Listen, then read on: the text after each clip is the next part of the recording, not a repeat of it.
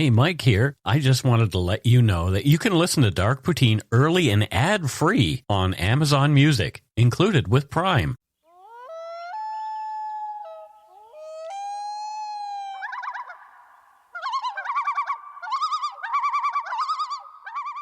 Welcome back to Dark Poutine. I almost introduced myself from a particular fellowship that I belong to. But anyway, I didn't.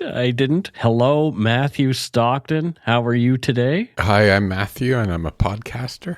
Yes, exactly. Yeah.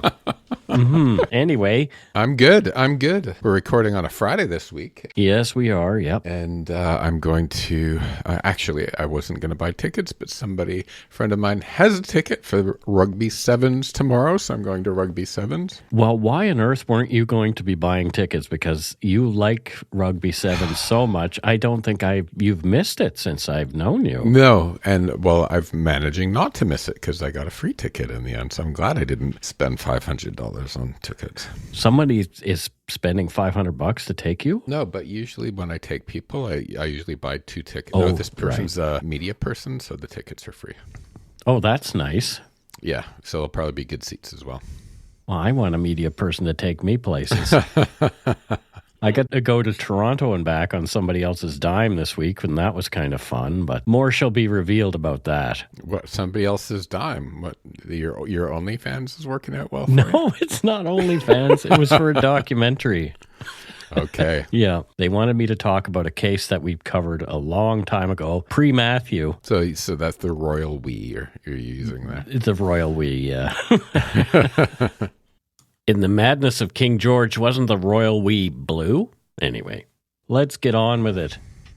You always sound so exasperated with me.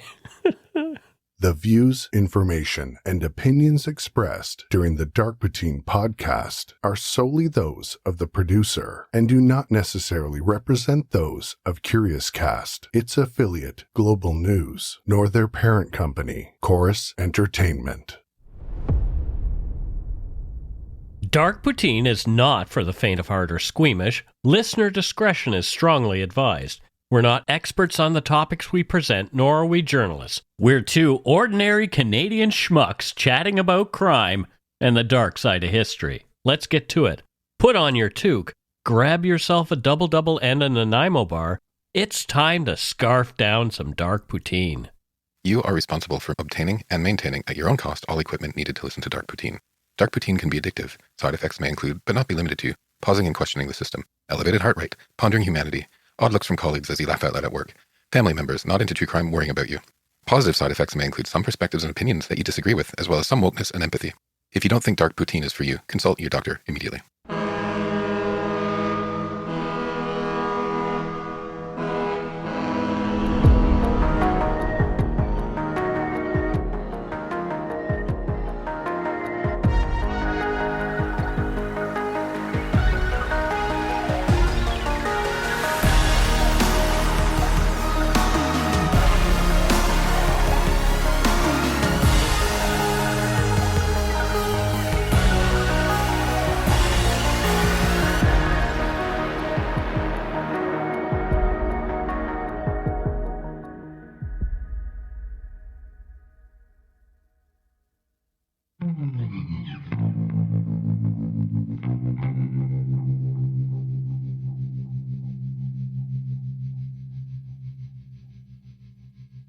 In March 1989, 21-year-old University of Texas pre-med student Mark Kilroy traveled to South Padre Island with friends for a spring break.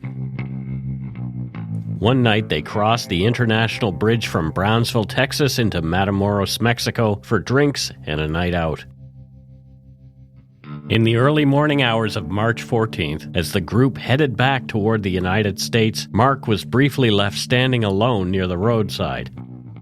When his friends turned back moments later, he'd vanished. At first, they assumed he had simply become separated in the crowds, but Mark never returned. His disappearance triggered an urgent search on both sides of the border that would soon uncover something far more disturbing than anyone imagined. A discovery that exposed a hidden world of violence and horror behind one young man's spring break trip. You're listening to Dark Poutine episode 412, Road Trip, Los Satanicos, the murder of Mark Kilroy.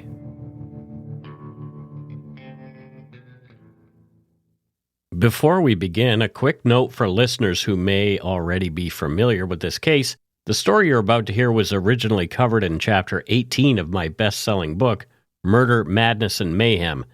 In the book, space was limited, so the case had to be told in a much more condensed form. For this episode, we wanted to revisit the story and expand on it, digging deeper into the events surrounding Mark Kilroy's disappearance and the shocking discoveries that followed, rather than simply rehashing what was written in that chapter. So in March of 1989, 21-year-old Mark Kilroy was where many young adults find themselves in the early years of university life, balancing serious academic ambitions with the excitement and freedom that comes with being away from home. Now, Mark was a junior at the University of Texas at Austin, studying pre-med. Friends and family described him as bright, disciplined, and personable. He was the kind of student who seemed to have his future mapped out. Medicine was his goal, and by most accounts, he was well on his way. Mark had grown up in Santa Fe, Texas, southeast of Houston.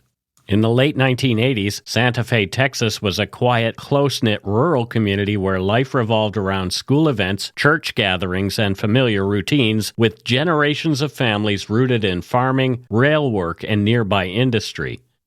Though close to the growing pull of Houston and the Gulf Coast economy, the town held on to its slower pace and strong sense of familiarity, making anything out of the ordinary stand out sharply against the backdrop of everyday life. Mark's parents, Jim and Helen Kilroy, raised him and his siblings in what many reports later described as a loving and close Catholic household.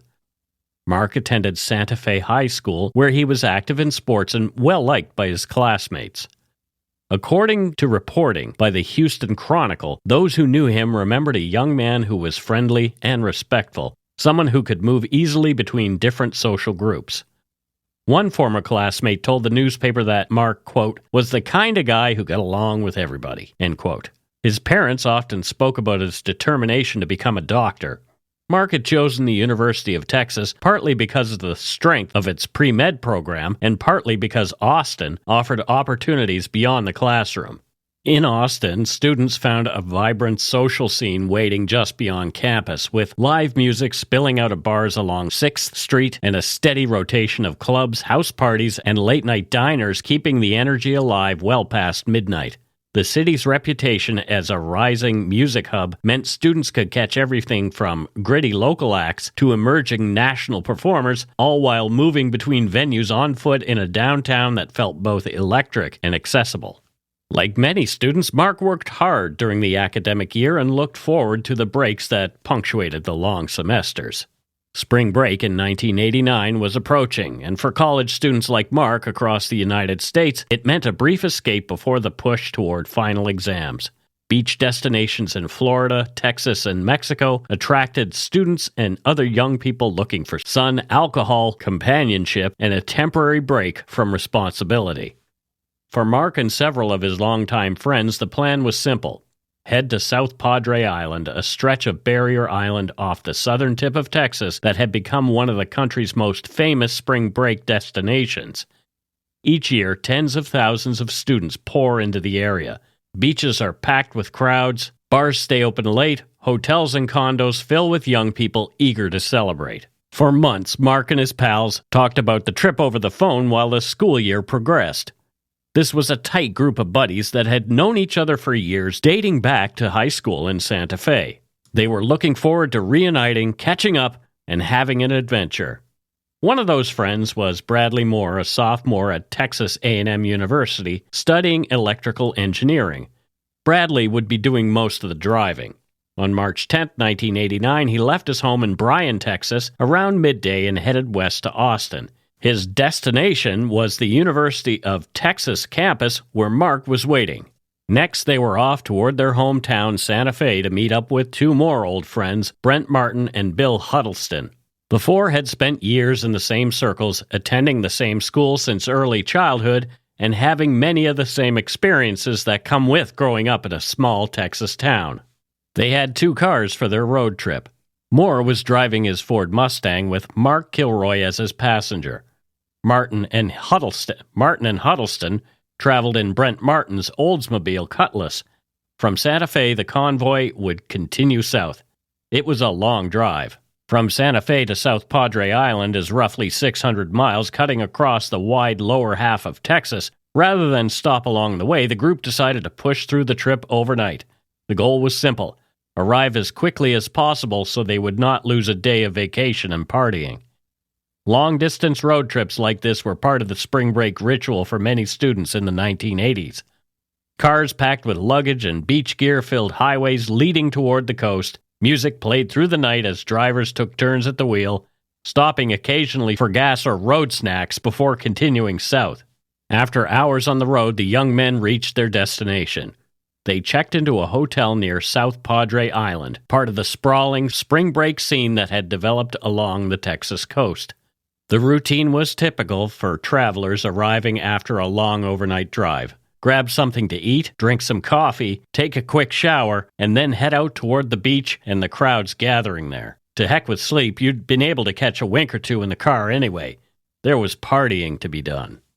For thousands of college students, South Padre offered the ideal spring break setting. Warm weather, open beaches, and a dense cluster of bars and nightclubs meant there was always somewhere to go. During the day, students gathered along the water. At night, they filled the bars and dance clubs that catered to the seasonal influx. But South Padre also offered something else. Just across the Rio Grande lay the Mexican city of Matamoros. For decades, American students had made the short trip across the international border during spring break. The walk from Brownsville, Texas, across one of the bridges into Matamoros could take only minutes. For many young Americans under the age of 21, it offered something they could not legally do at home. In Mexico, the drinking age was lower. That meant that students could cross and drink legally in the bars and cantinas lining the streets just beyond the border. Cheap drinks, loud music, and crowded dance floors made Matamoros a regular destination for spring break visitors. Yeah, there's something interesting, Mike, about this ritual of that border crossing. Right. Right, like for decades, probably less so now, but for decades, American students treated it almost like part of a normal spring break itinerary, right? Right, it's because the drinking age is lower there, so Let's go there, we can drink legally. You know, beach all day, bars at night, and at least once you walk through that bridge into Mexico, you can drink, right? And psychologically, it feels safe because it's normal. Like thousands of students are doing exactly the same thing every year. You were watching the older kids do it before you got to do it. So it's like a routine, right? And but you know, borders are really strange places culturally because they're not really one country or the other. Right. They're places where like economies and laws and expectations kind of all blur together, and they're very liminal spaces. Yeah, it's weird. And what feels like a quick walk for cheap drinks to a college student can sit right beside a very different world that's moving through the same streets. Yeah, it's another country, and people forget that. And most of the times, these dangerous world and the college spring break world don't touch, but that's most of the time, right? Not in this case. Definitely not in this case. Mark Kilroy and his friends planned to do exactly what thousands of other students were doing that week. Go to the beach, party, drink, meet people, and maybe even get lucky. And at least once cross the bridge into Mexico for a night out. Day one went well. Mark and Bradley called their folks to let them know that they'd arrived safely. Later that evening, they met a group of female students from Purdue University and partied with them until the next morning. The next day was typical for spring breakers like Mark and his friends, spending the early hours at the beach, soaking up the sun before lunch, then returning afterward for the daily Miss Tan Line contest behind their hotel. Once the afternoon wrapped up, Mark Kilroy went back to the room for a short nap while the group made plans to head to Mexico that evening. They left South Padre Island at dusk, stopping for dinner at a Sonic drive-in in Port Isabel, where they met a group of University of Kansas students, again all female, who were looking to party. They decided to make a night of it by crossing the border. The two groups traveled together to Brownsville and parked near the Gateway International Bridge and crossed into Mexico on foot, spending much of the night at Sgt. Pepper's nightclub in Matamoros before eventually going their separate ways and returning to South Padre early the next morning. On March 13th, they were back at the Sheraton for another Miss Tan Line contest, continuing the routine that had come to define their trip. Later that evening, Mark Kilroy caught up with a former fraternity brother at a condo party, and at around 10:30 p.m., he and his group of friends made their way to the border, parking their car and crossing once again to Matamoros on foot. They were one small group among many students making that same trip that night. None of them knew that the city they were entering had been experiencing a surge of violence. In the months leading up to that spring break season, dozens of murders had already taken place in Matamoros, many of them unsolved. That's one strange thing about travel and tourism. Visitors experience a place through a completely different lens than the people who actually live there. Mm-hmm. Right? If you're a tourist, you have a totally different lens than somebody that lives there on a daily basis. Right. And the same streets that can feel festive to one group of people can be really tense for the locals. Mm-hmm. And when you're 21 and on spring break, you know, you're seeing the neon lights and the crowded bars and the cheap drinks. You're not thinking about some crime statistic or local power struggles, right? You're thinking about whether the night's going to get better or if it's going to get worse. And it's not really reckless exactly. You know, it's just youth and context. You know, you go where everyone else is going. You're not thinking about global struggles or No. any of that kind of thing. No. You're thinking about, hey, that person over there is kind of cute. You want to get drunk and get laid, right? Yeah, exactly. Matamoros, in the Mexican state of Tamaulipas, was founded in 1826 along the southern bank of the Rio Grande, directly across from Brownsville, Texas. During the mid-19th century, it became a key trade hub, especially during the American Civil War, when cotton moved through the city to Mexican ports beyond the Union blockade. Over time, Matamoros developed into an important border city tied closely to the United States through commerce, manufacturing, and cross-border travel. On busy spring break nights, the sidewalks and bars were filled with American students. That was the atmosphere Mark Kilroy and his pals stepped into the night of March 13, 1989. Music spilled out of doorways along the streets, bars advertised inexpensive margaritas and beer, neon lights glowed above crowded entrances. Groups of students moved from one bar to another, laughing, shouting, and celebrating the brief break from school. For thousands of students who arrived in the area each spring, Matamoros had become a familiar stop on the party circuit. According to reporting at the time, American tourists had been crossing the border to drink in Matamoros since at least the 1930s.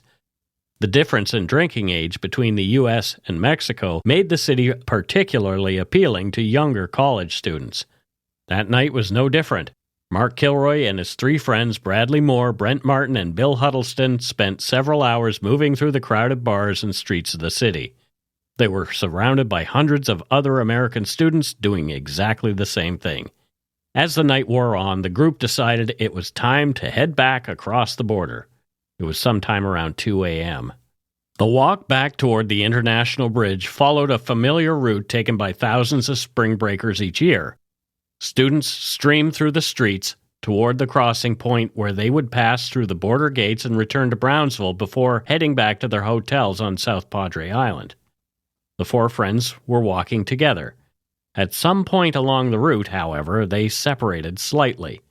Two of the men, Bradley Moore and Brent Martin, moved ahead. Behind them, Mark Kilroy and Bill Huddleston walked together. As they approached a roadside area near the path toward the bridge, Huddleston stepped aside to relieve himself behind a tree. It was a brief stop, the kind of thing that happens often during a long night out. Mark waited nearby along the road. When Huddleston finished and returned moments later, Mark was gone. Yeah, that moment is really chilling to me in some ways because it's so ordinary. Yeah, how many times have you lost somebody when you're out partying? Anyone who's traveled with friends has experienced some version of this. You know, someone steps away for a minute or someone else wanders ahead or you lose sight of each other in a crowd. Mm-hmm. So the brain reaches for normal explanation first. Right. He must have gone ahead or he'll catch up in a minute. You think things like, oh, he saw the girls that they met the night before and went to talk to them. Exactly. And it takes time before the possibility creeps in that something else might have happened. Yeah. So at first, nothing seemed particularly alarming about a missing friend. In the chaos of spring break crowds, it would have been easy for someone to drift ahead or take a different route. Huddleston assumed Mark had simply walked forward to catch up with the others. He hurried ahead to rejoin them. But when he caught up, Mark wasn't there. The three friends paused. Had Mark already crossed the bridge? Had he gone back toward another bar? Had he taken a different route through crowded streets? They began searching the immediate area, calling his name and checking nearby streets. They didn't want to leave without him. At first, the situation seemed manageable. It was late. The streets were crowded. They were frustrated with Mark. Students were everywhere. It was possible he had simply wandered ahead and could meet them on the other side of the border. They searched the surrounding streets for more than 2 hours. When they still didn't find him, the group returned to where they'd parked their car in Brownsville. Perhaps Mark had crossed the bridge ahead of them and was waiting there. But when they reached the car, Mark wasn't there either. The friends then returned to their hotel room on South Padre Island, hoping they would find him there. They didn't. The room looked exactly the way they had left it. By morning, the situation had changed from confusion and a bit of frustration to concern.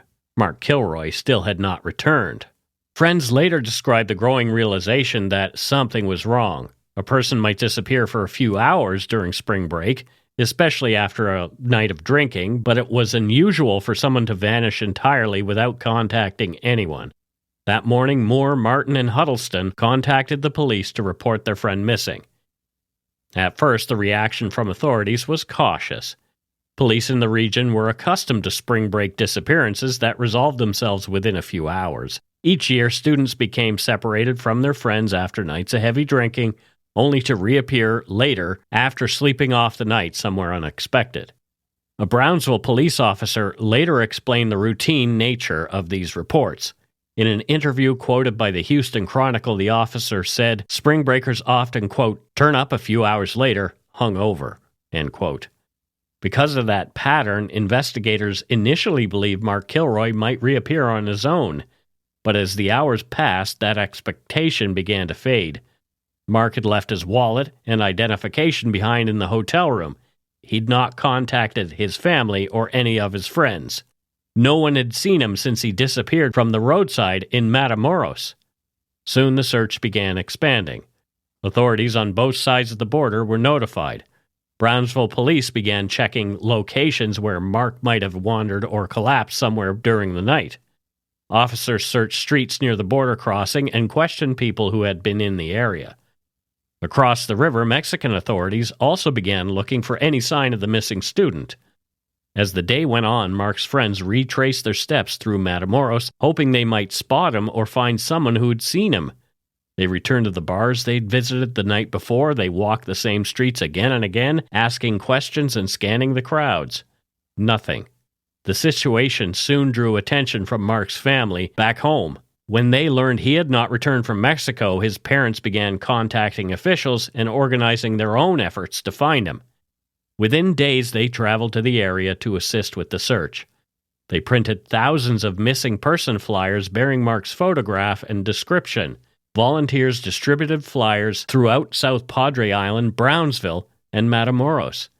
The effort quickly grew larger than a typical missing person search connected to spring break. According to reporting by the Los Angeles Times, Mark's parents handed out more than 20,000 flyers in the early days of the search. The flyers appeared in bars, restaurants, hotels, and public spaces throughout the region.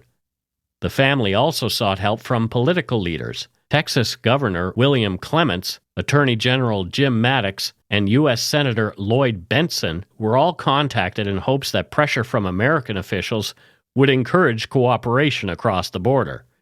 Media attention soon followed. Mark Kilroy's disappearance was featured on the television program America's Most Wanted less than 2 weeks after he vanished. The broadcast generated numerous tips from viewers across the United States. Investigators pursued each one.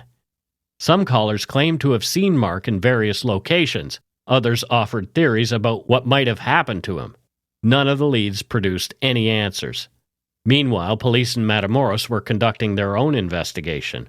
Authorities reportedly questioned more than 100 known criminals in the region in hopes that someone might have information about the missing American student.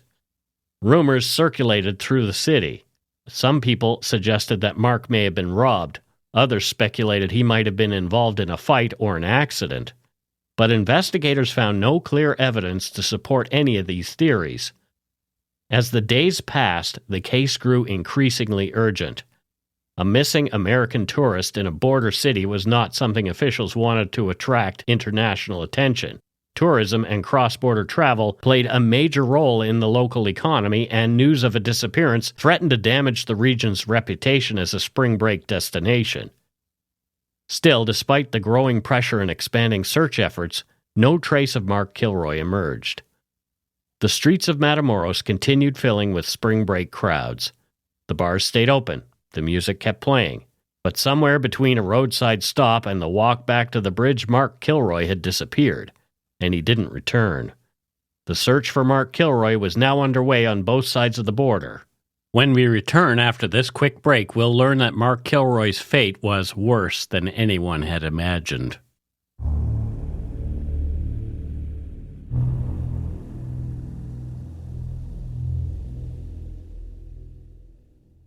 Yeah, I mean, in some ways, what strikes me is how ordinary it kind of feels, right? Right. Like four friends on a spring break, crossing a bridge for drinks, losing track of someone in a crowded street. Mm-hmm. Those things happen constantly in places like South Padre Island. There's no dramatic moment where something obviously terrible happens yet. Right. No witnesses are running for it, and there's no clear event that's signaling that there's like massive danger. It's just absence. It's just absence. Yeah, he's just gone. That's one of the most unsettling things about real-life disappearances is the early hours are filled with normal explanations. Mm-hmm. Of course you do, because you're not going to assume the worst right at the beginning. And maybe he met somebody. Maybe he was walking along, met someone. Yeah. wandered ahead. Maybe he's getting laid. Maybe he's having a good time, you know? Totally. And maybe he crossed the bridge already. He was drunk, right? All kinds I don't of know if he's things. drunk, but like, you know, we all been out with drunk We friends. can that just assume, yeah. go and do stupid things, right? Sure. And the mind keeps pulling you back to the story towards the ordinary. That's where you'll always go at first. Yeah. But every hour that passes makes that harder to believe. Yeah, absolutely, yeah. At some point, the emotional tone changes. Yeah, you begin to realize as the time passes, whoa, what's happened to my buddy? What started as confusion becomes dread. Mm-hmm. The longer someone is missing with that explanation, the more you begin to understand that whatever happened probably happened very quickly. Yeah. You go through hours of somebody missing, but when you realize something bad happened, you realize it probably happened really fast, and that's the worst thing. So it probably happened right when I first noticed he was gone. That's where the dread sets in, like, oh my God, like how bad is it? Where is he? What's happening? Mm-hmm. Bradley Moore said it out loud in the days after Mark's disappearance, trying to cut through the suggestions that he'd wandered off willingly. Quote, "There's no way he left with somebody else. Something has happened. I've known the guy ever since kindergarten. He wouldn't go off and just not call us," end quote. Mark's absence didn't fit his life, his habits, or his character. As coverage spread, officials and reporters began circling the same unanswered questions. Where exactly had Mark been last seen? Was there a witness who hadn't come forward? Was there a medical emergency, a fight, a robbery? Had he been detained, injured, or taken somewhere? People offered theories with confidence despite the lack of evidence. Each rumor created a new dead end for someone to chase. Police pressure grew in both countries, but unevenly. Mark's disappearance happened at the border, a place where jurisdiction can turn a straightforward search into a maze. American officers could search their side. Mexican authorities controlled theirs. Cooperation existed, but it moved at the speed of institutions and politics. In later reporting that looked back on the case, the Washington Post described how family members and officials in both Mexico and the United States searched frantically for nearly a month while the case remained a mystery. The urgency was real, but urgency doesn't create leads. For Mark's friends and family, the days blurred into a cycle.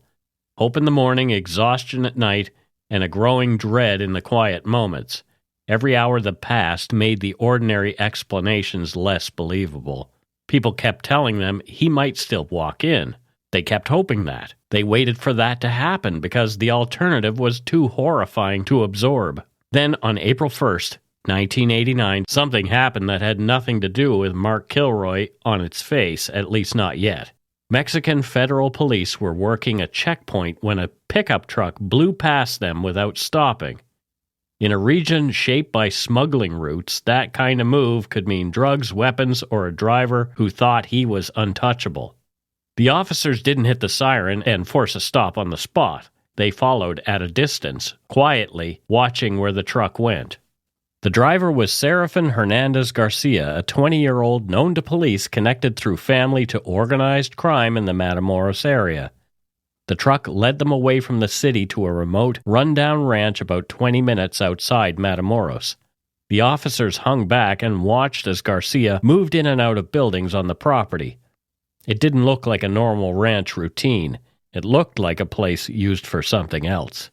Once Garcia drove away, police moved in for a quick look around, taking in what they could see without a full search. Their first impression pointed towards smuggling. They saw signs that suggested drugs had been stored or moved there. If that was the whole story, it would have been another ranch raid in a busy trafficking corridor. But the ranch offered up something stranger, an object that didn't fit the usual smuggling scene. Officers found what appeared to be an occult statue made of cement with a pointed pear-like head and seashells forming the eyes, mouth, and nose. It was the kind of detail that sticks in memory because it feels wrong in a place where police expected burlap sacks and hidden compartments. The officers pulled back and reported what they'd seen. They planned to return with the authority and manpower to search the property. On paper, this was still a drug case. In practice, the discovery hinted at something else, something personal, symbolic, dark, and possibly violent. Yeah, and up until now, this, like you said, it looked like another drug investigation. And those usually follow a certain logic. Money, territory, smuggling routes. But as soon as you start bringing symbols into this, they change the equation. Right. Because people recognize symbols. Symbols mean belief. And when belief enters a violent world like organized crime, the motivations behind what people can do become much darker and much harder to understand. Yeah. In the days that followed, Mark Kilroy was still missing. His friends and family were waiting for a break that would bring him home. The border kept moving, the bars kept filling, and the city kept swallowing noise and light each night. Police were preparing to go back to the ranch. When they returned with a warrant, they expected to find evidence of smuggling. They had no idea they were about to step into something far worse than drugs. On April 9th, 1989, Mexican federal police returned to the isolated ranch west of Matamoros that officers had quietly and quickly inspected days earlier. The region was a well-known corridor for smuggling operations, and the suspicious movements of the truck and driver they had followed earlier suggested the ranch might be involved in moving narcotics across the border between Mexico and the U.S. Police moved onto the property and began searching the buildings. Inside one structure, sure enough, they located 30 kilograms of cannabis, confirming the suspicion that the ranch had been used in drug operations. On the property, officers found and arrested Serafin Hernandez Garcia, the driver who had led them there, along with another man connected to the property, David Serna Valdez. The arrests themselves were not unusual for the region. Drug seizures and smuggling arrests happened regularly along the border. What caught investigators' attention was the behavior of the men they had taken into custody. According to accounts from officers involved in the investigation, Garcia and Valdez did not appear particularly concerned about the drugs that had been discovered. Instead, they behaved with a strange confidence.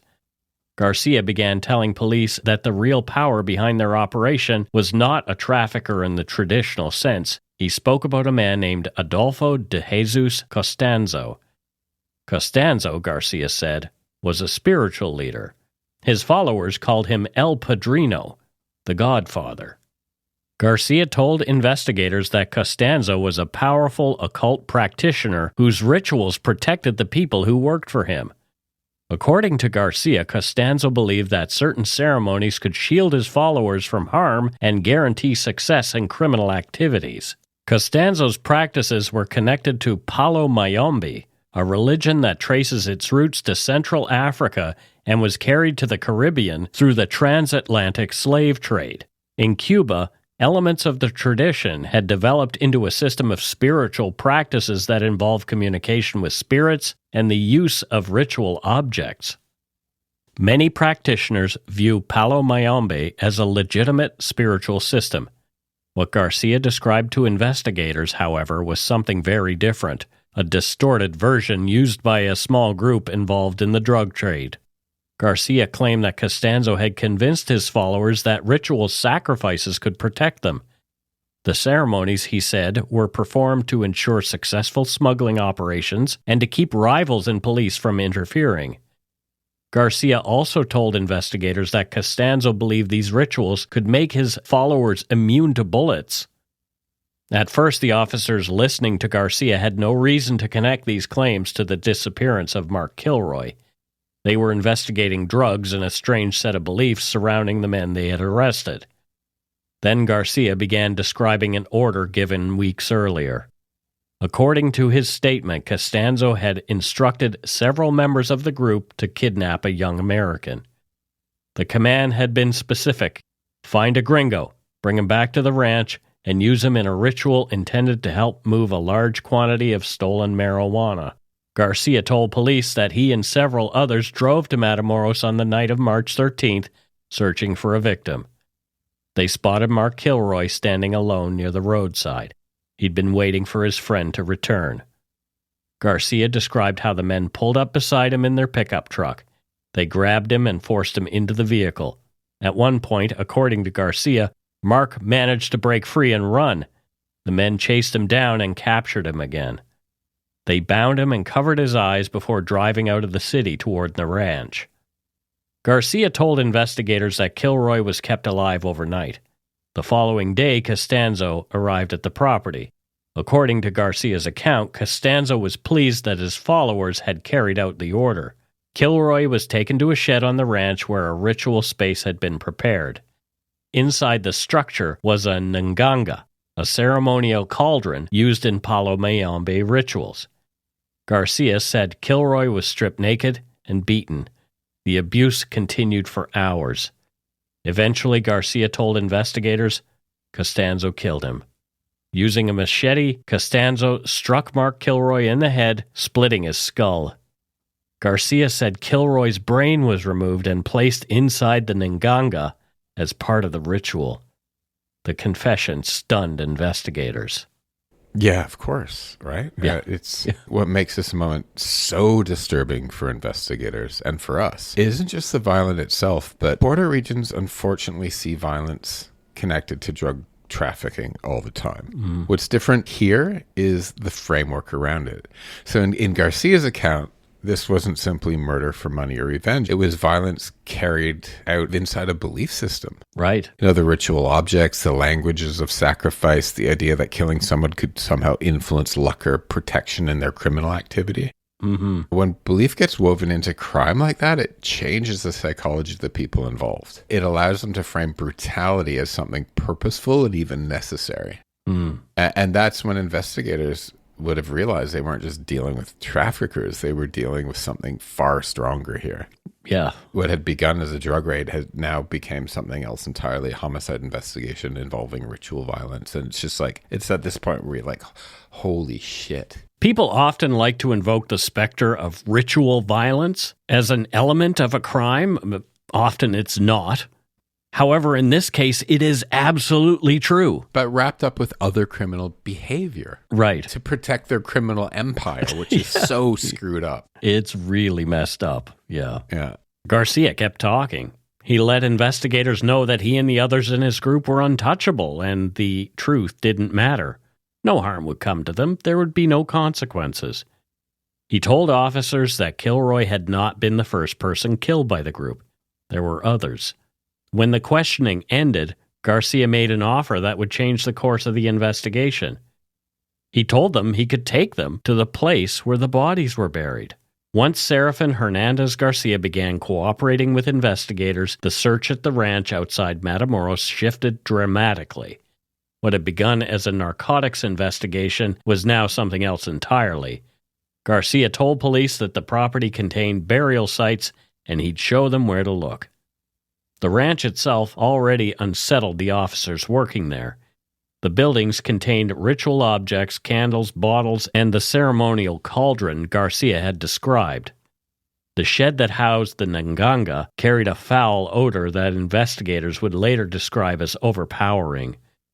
Before officers continued digging through the property, some reportedly refused to proceed until a spiritual cleansing had been performed.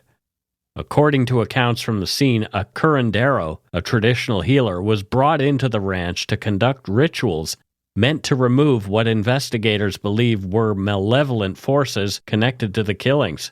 Only after that ritual did officers resume searching the property.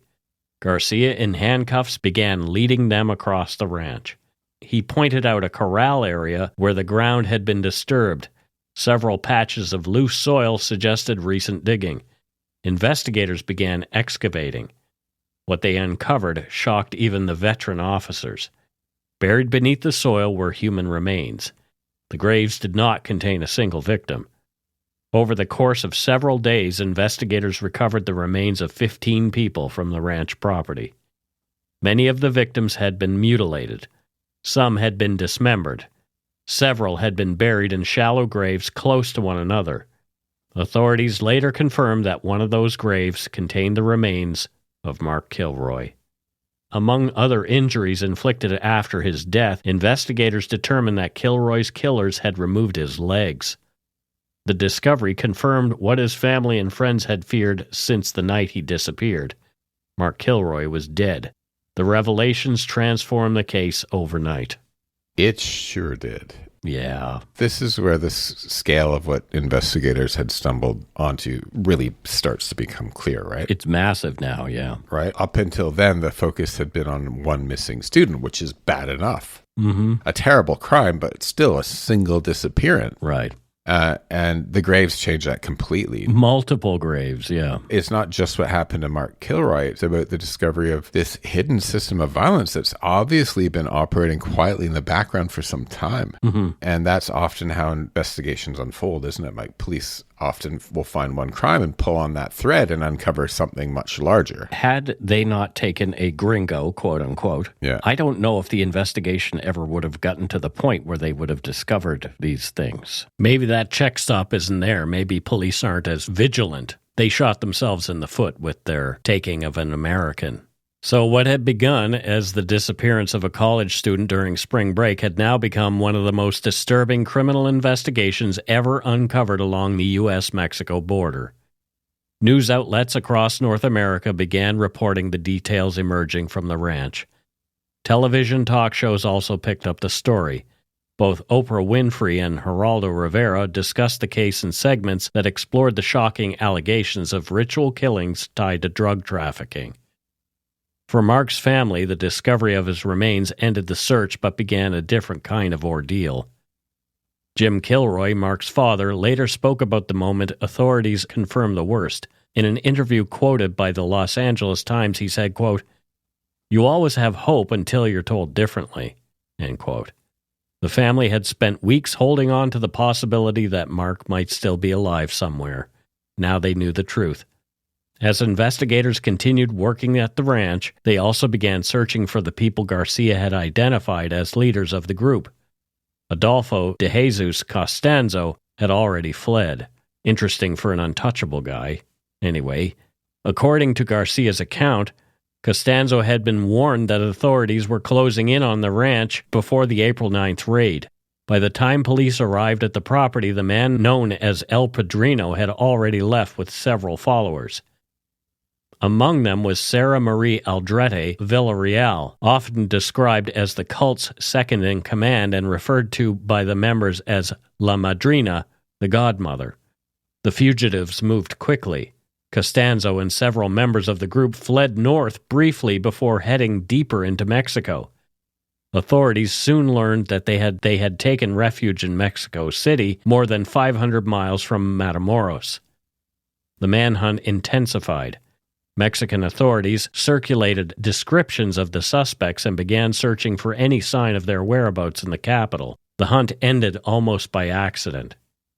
Police officers in Mexico City were investigating the unrelated disappearance of a child in a residential neighborhood when they noticed suspicious activity in a nearby apartment building. As officers approached the building, gunfire suddenly erupted from inside one of the units. According to police reports, Costanzo had spotted officers outside and assumed they had come for him. He opened fire with a machine gun, wounding at least one officer. The confrontation escalated quickly. Nearly 200 police officers surrounded the building. For close to an hour, gunfire was exchanged between the suspects barricaded inside the apartment and the officers outside. Then the shooting stopped. When police finally entered the apartment, they found Adolfo Costanzo dead. According to investigators, Costanzo had ordered one of his followers to shoot him rather than allow him to be captured alive. The follower carried out the grim order. Costanzo died from a gunshot wound inflicted by his own accomplice. With their leader dead, the remaining members inside the apartment surrendered. Among those taken into custody was Sarah Aldrete. In the months that followed, Mexican authorities prosecuted the remaining members of the group connected to the ranch killings. In total, 14 cult members were convicted of murder and other crimes tied to the case. Their sentences ranged from 30 to 60 years in prison. Some of the convicted members denied taking part in the murders, while others expressed little remorse. Sarah Aldrete consistently maintained her innocence. In a 2003 interview with the Spanish-language newspaper Reforma, she said, quote, "I believe in God. I am calm because before the law of God and the law of man, I have neither killed nor committed an act against anyone who can tell me I'm going to bend over or ask for forgiveness for these things." End quote. For Mark Kilroy's family, the legal proceedings offered some measure of accountability, but they could not undo what happened. In the years following the case, Mark's parents remained active in efforts to educate young people about the risks associated with travel to unfamiliar places. They spoke publicly about their son and the life he had hoped to build. Friends remembered Mark as someone who had been preparing for a future in medicine, someone who had been doing what countless other students were doing that spring break, spending time with friends and looking forward to the next stage of life. Instead, his disappearance had exposed a hidden world of violence operating only a few miles from one of the most popular spring break destinations in the United States. The ranch outside Matamoros became known in media reports as a place where drug trafficking, superstition, and brutality had intersected with horrifying consequences. The discovery of the graves closed the search for Mark Kilroy, but it opened a case that would be studied, reported, and remembered for decades. The international bridge between Brownsville, Texas, and Matamoros, Mexico, still carries traffic every day. Students still travel to South Padre Island each spring break. Some of them still cross the bridge for a night out, just as Mark Kilroy and his friends did in March of 1989. Most of the trips end the same way they always have. Friends return to their hotels, the party ends, life moves forward. For Mark Kilroy, the walk across that bridge became the final step in a journey that none of his family or friends could have imagined. He never came back. It feels so fictional. It feels like a movie, yeah. Well, it has been a movie, yeah. It's such an unbelievable story that it is so shocking. Mm-hmm. This is one of those horrifyingly shocking stories, right? It's a horror movie is what it is, right. Absolutely. And for Mark's family, of course, the discovery ended the uncertainty, and they finally knew what happened. And it was the worst possible thing, yeah. Well, men understanding that his death is part of this far darker thing that any of them or any of us had even imagined. Yeah. When the search began. You couldn't write a horror story better than this, right? This is why I wanted to expand on this particular story from my book, because it was one of those ones when I was writing, it was like, I wish I could dedicate an entire book to this particular case. It's just so dark, and just like I just think of this poor kid. Mm-hmm. He was like living a horror movie in the last moments of his life. As were everybody else who was involved in what happened there. Yeah. Well, after a couple of easy ones, historical ones, Mike, you've given me like a tough one to digest here, and I just, oh my God, I just feel for his family and for his friends. Imagine being his friends. I feel for them so much, right? Imagine being those other three guys and just like feeling, oh my God, why didn't we just stick with him and make sure he's two okay? things you'd be like, oh my God, what, all woulda, shoulda, coulda. Survivor guilt. But also, oh my God, it so could have easily been me. Yeah. Because it was a random selection. It was just, it had nothing to do with anything that they had done. It wasn't go get that guy. It was go get a gringo. And Mark Kilroy just happened to be standing alone, a target of opportunity. Yeah. And that is it for this episode of Dark Poutine 412, Road Trip Los Satanicos, the murder of Mark Kilroy.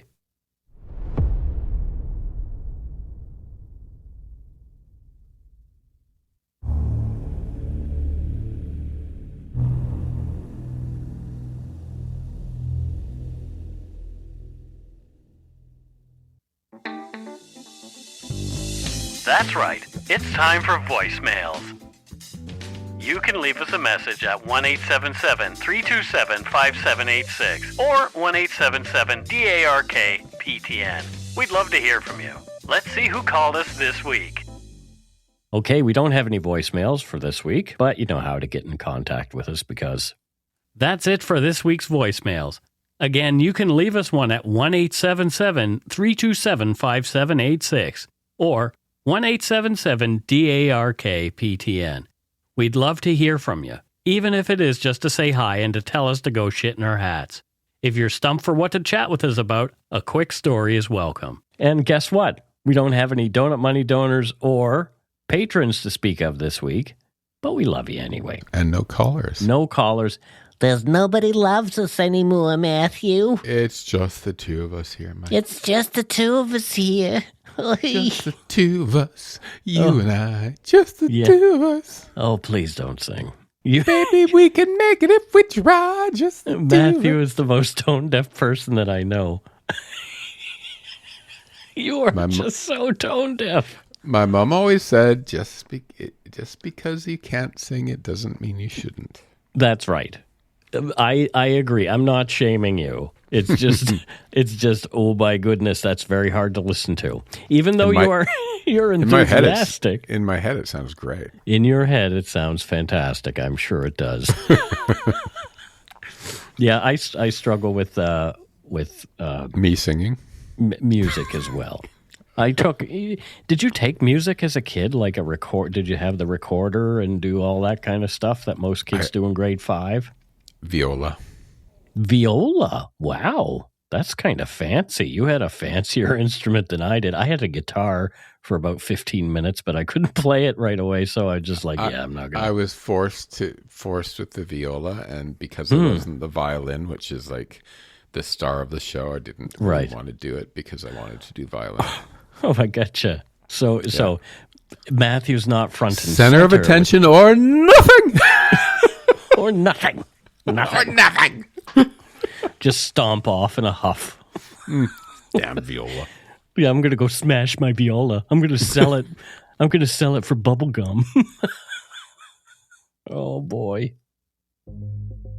Thanks to all our patrons and Donut Money donors, past and present, for your generosity. It helps to keep the show going. You can become a patron of Dark Poutine at patreon.com/darkpoutine. For a one-time donation, you can send us donut money via PayPal or interact using our email address, darkpoutinepodcast@gmail.com. If you don't already subscribe to the show, it would mean a lot if you did. You can easily find Dark Poutine on Apple Podcasts, Spotify, or wherever you listen to your favorite shows. If you haven't gotten yours yet, my 2 books are available to order via links on the Dark Poutine website or anywhere fine books are sold. And speaking of darkpoutine.com, check it out for show notes and other cool stuff. We'd appreciate it if you gave Dark Poutine a like or a follow on Facebook and Instagram. Most importantly, thank you for listening. Tell your friends about us. Word of mouth is a powerful thing. And that is it for this episode of Dark Poutine. So until next time, don't forget to be a good egg and not a bad apple. Adios. Adios, amigos.